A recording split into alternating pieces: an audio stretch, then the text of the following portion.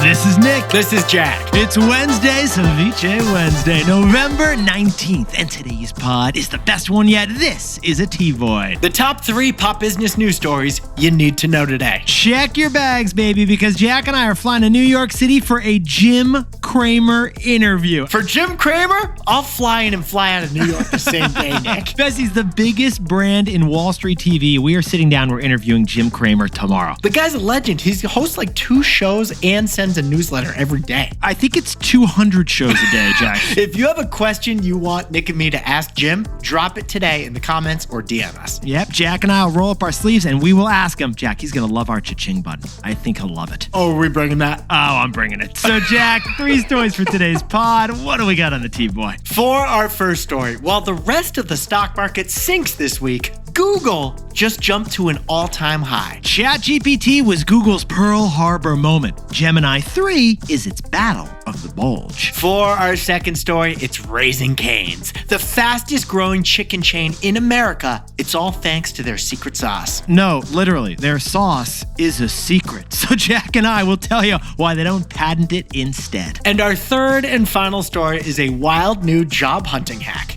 Send a Venmo to your future boss, and in the comments of the payment, link to your resume. That's right. Job applicants are using Venmo because you have got to get past the gatekeepers. And an unsolicited Venmo payment gets my attention. What is that emoji, and why do I have $5 in here? But Yetis, before we hit that wonderful mix of stories. Oh, wonderful mix of stories. Love the mix today, Jack. Bad day, bad week, bad month for Ben the Bitcoin. Besties, if you own Bitcoin like us, well, we hope you turned off your price notifications. Because Bitcoin fell below $90,000 yesterday. It's down nearly 30% from its all-time high just last month. We called it the Bitcoin Blizzard, and we did a whole story on it yesterday. You got to go check it out. But there's still some good news if you're a Bitcoin miner. Because you see, people are using Bitcoin to heat their homes. Here's the idea. To create new Bitcoin, the cryptocurrency is digitally mined on computer machines. Mining, it's also how transactions are processed on the blockchain. But here's the problem. Mining Bitcoin uses up so much energy,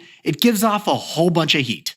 You thought your laptop was hot sitting on your thighs? Try touching a Bitcoin processor. Now, global Bitcoin mining actually produces enough heat as a byproduct to warm all of Finland. And until now, that heat has been wasted. But not anymore. Introducing the Bitcoin home heater, a real product for $900. Yeah, a real thing. If Satoshi owns a ski house over in Aspen, yeah, he heat his home with this Bitcoin miner. Forget the furnace. Bye-bye wood stove. Jack, the Bitcoin mining rig has just disrupted the thermostat. No, I should point out, it's a wildly inefficient way to heat your home. Oh yeah, your energy bill, it's about to break your bank account. But besties, Bitcoin's price is dropping. We could be entering another crypto winter. So maybe a Bitcoin mine could heat up your home for the real winter. And for the crypto winter. Nothing screams cozy, Jack, like a Bitcoin mine in the living room. Honey, grab the marshmallows!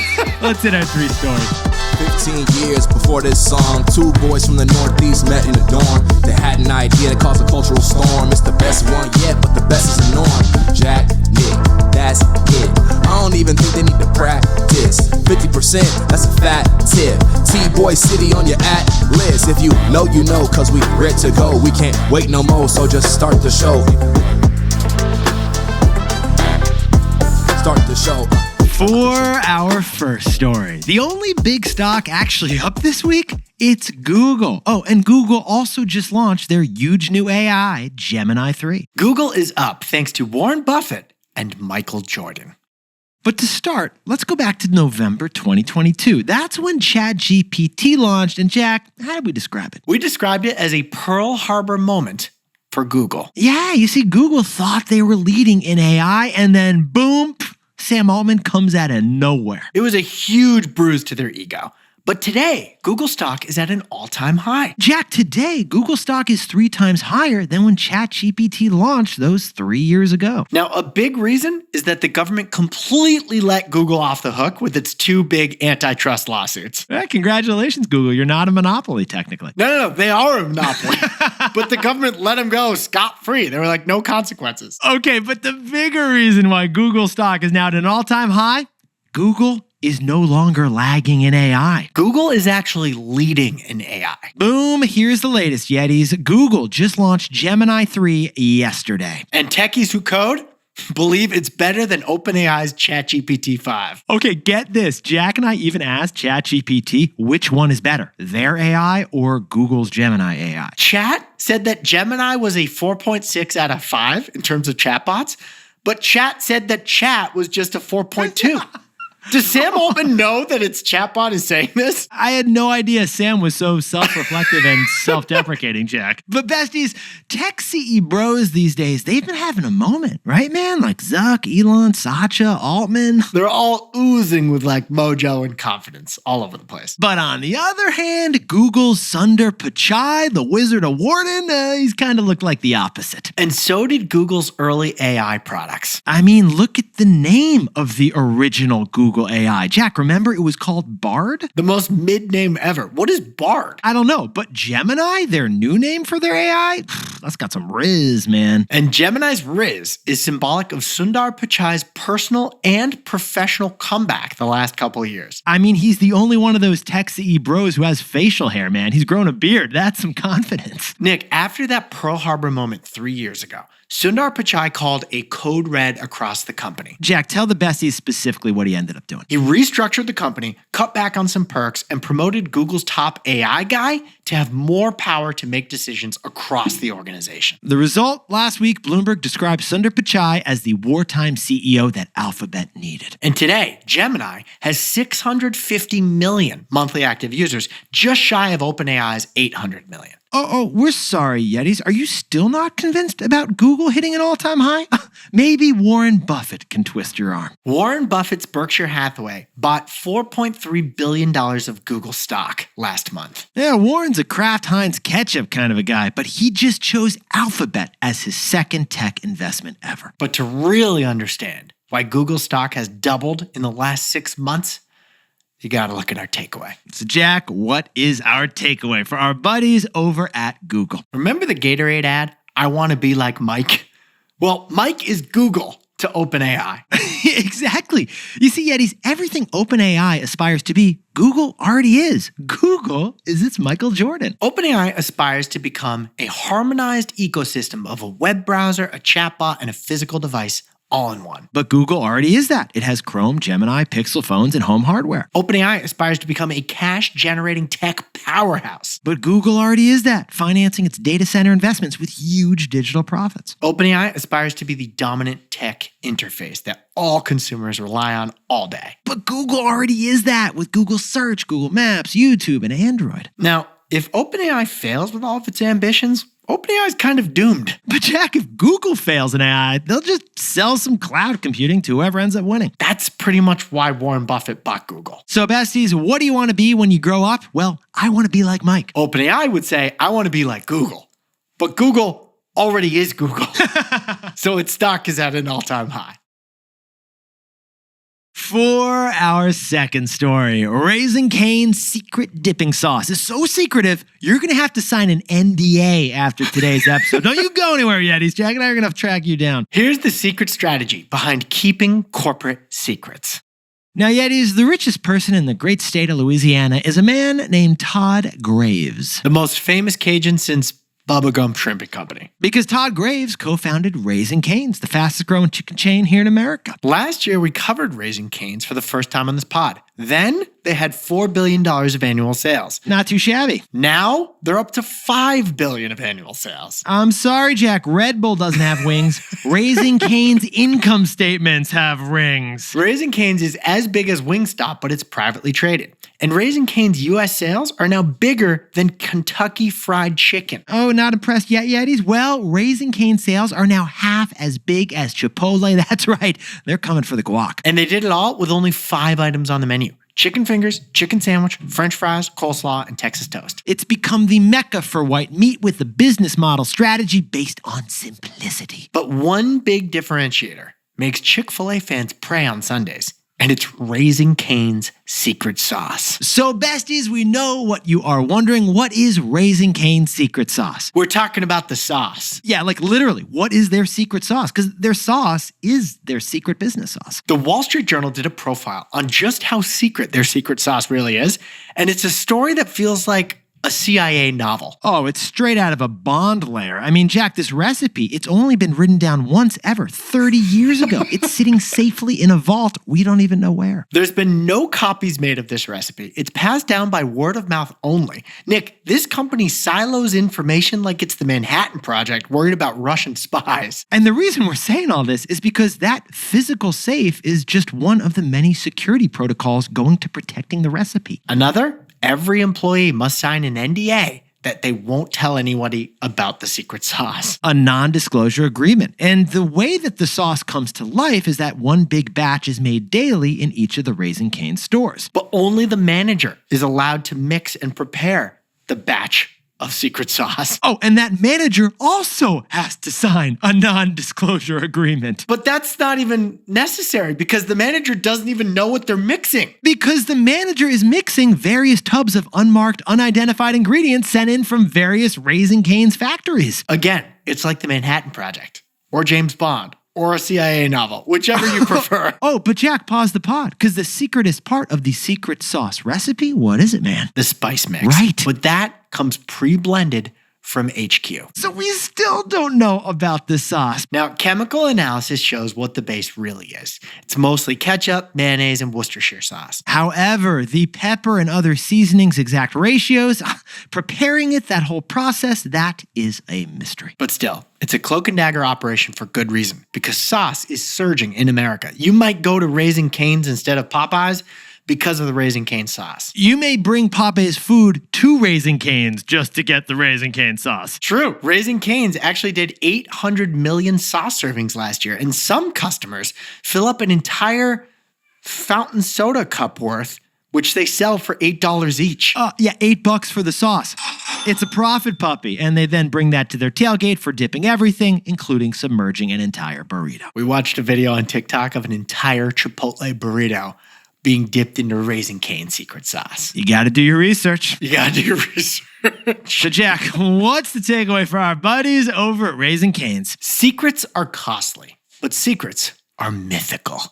Yetis, there are a few famous examples of secret recipes out there. Like KFC, they've got their 11 herbs and spices kept in a vault down in Louisville. Same with Krispy Kreme's original glaze, and the Nutella hazelnut to chocolate ratio has never been publicly disclosed. Coca-Cola is the most legendary. Their drink recipe is a 138-year-old secret guarded like liquid gold. But why do these companies go to such expensive lengths to physically protect recipes like they were the Louvre or something? Yeah, Jack, why not simply legally protect that recipe with a patent like you would in other industries? Well, because if you patent the food's recipe, you must reveal that recipe to the authorities. And that protection only lasts 20 years, so your iconic recipe could then be copied. By Popeyes.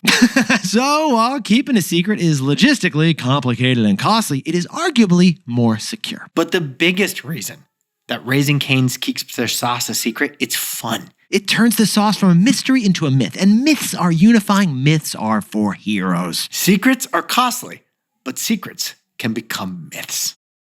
Hey Yetis, if you're a bestie, take a sec and hit that subscribe button. And like this video while you're at it. If you leave a comment, by the way, we'll read it.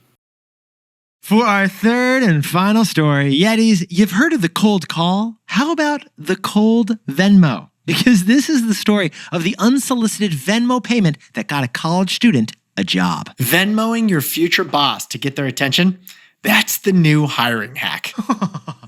Oh, Yetis, the 50-cent internship. Got nothing to do with 50 Cent the Rapper. It's the story of Darshan Patel, who was in college and really wanted an internship in film. Oh, he really wanted it. So this guy cold emailed, Instagram DM'd, and LinkedIn everyone with a connection to his dream director. Get this guy an endorsement. What a hustler. But nothing, Jack, nada. Or no, not even a come in for an interview for this guy. He was being ghosted. So he randomly had the idea, what if I look up my favorite movie director's name on Venmo. Yeah, you see, the director had an unusual name, so he found him and sent him 50 cents with a link to his resume. Boom. Yeah. It worked. Totally. Unlike all of the other efforts to get somebody's, ear, this got a response. Now, the response was like, what the heck is going on and who the heck are you?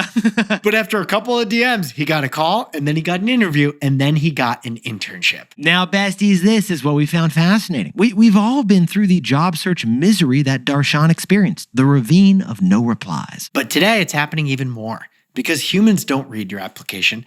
AI probably does. According to a World Economic Forum report this March, 88% of companies are already using AI to screen their job candidates. AI has become the new job gatekeeper. It is. Getting past AI is necessary before speaking to HR. Now, there are a few hacks you can pull off, like you can AI hack your cover letter to hit all the important keywords out there. Yeah, and put text in white font that you just want the AI to see, even if it's factually not true. He's a real go-getter, like 50 times in your resume. But now, Gen Zers are ignoring the resume altogether.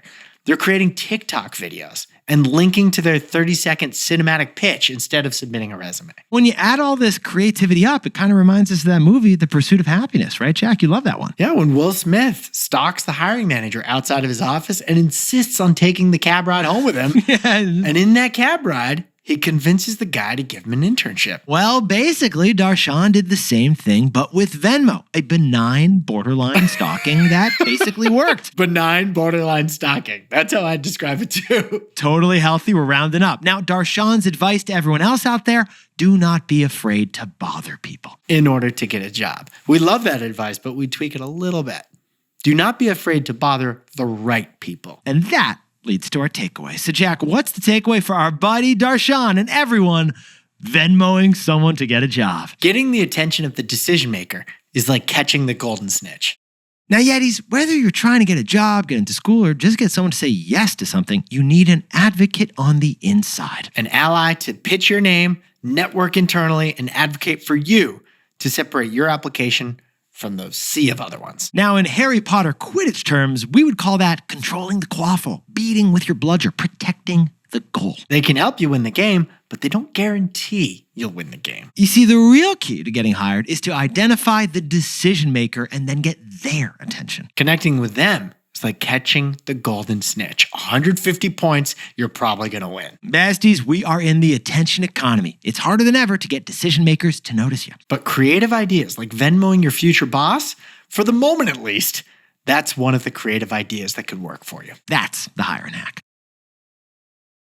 Jack, could you whip up the takeaways for us for Ceviche Wednesday? Alphabet just announced Gemini 3, their latest chatbot, and its stock is at an all-time high. OpenAI doesn't want to be like Mike. OpenAI wants to be like Google. But Google's already Google. For our second story, Raising Cane's is half as big as Chipotle, and it's surging thanks to its special sauce. Yeah, its secret sauce is the secret sauce. Now, they could legally protect the secret sauce, but then keeping it a secret is what makes it mythical. And our third and final story is about Darshan Patel. He got hired thanks to an unsolicited Venmo to what became his future boss. That 2 cents was worth thousands. He got the attention of his future boss because in this hiring market, that's like catching the golden snitch.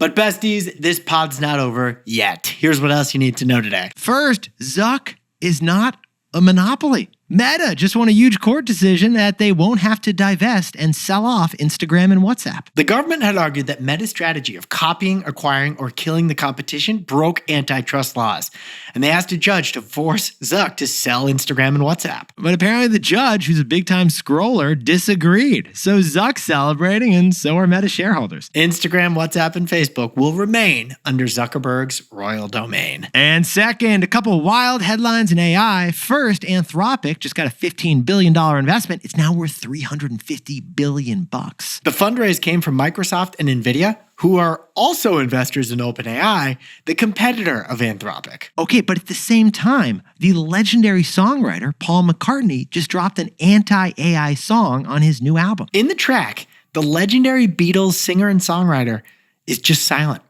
It's 2 minutes and 45 seconds of silence, raising awareness for AI stealing from human artists. And finally, if you're applying for a new job and don't want to use Venmo, how about the role of CEO of Apple? Because Apple is reportedly looking to replace Tim Cook as early as next year. That's right. Timmy Cook's beginning his 15th year as CEO of Apple since Steve Jobs passed away. He turned it from a phone company to a services company, and the stocks boomed. Yeah. But in the era of AI, they might need somebody else. Apple stock is up 1,800% in the Tim Cook era. Now, time for the best fact yet. This one sent in by legendary Yeti David Lees from lovely Boston, Massachusetts, just outside Boston. Earlier this week, we covered Burberry and their big quarter and their British pivot to focus on all things England. Yeah, basically, Burberry pivoted their fashion business to raincoats because it rains 156 times a year in London. But David points out that while it does rain a lot in London, it doesn't rain that much, only 23 inches of precipitation every year. Meanwhile, his hometown of Boston averages 44 inches of precipitation a year. The reason for the difference, the surprising reason? Yeah, what is it? Snow. Yeah, it's snow. When you convert snow into rainwater, it's twice as much precipitation. Boston beating the British again at another thing. Is that a Revolutionary War reference? Oh yeah, it is, Jack. You knew it was coming. Yetis, you look fantastic over there. Jack, you look fantastic. I can't wait to see you tomorrow in New York. We got Jimmy Cramer. Here we go, man. I know. He's a legend. So, besties, if you've got a question for Jim Cramer, investing advice, not investing advice, how he's able to roll up his sleeves so high, just leave a question right here in the comments. Nick and I will ask him. And Nick and I will see you tomorrow. Can't wait. If you know, you know.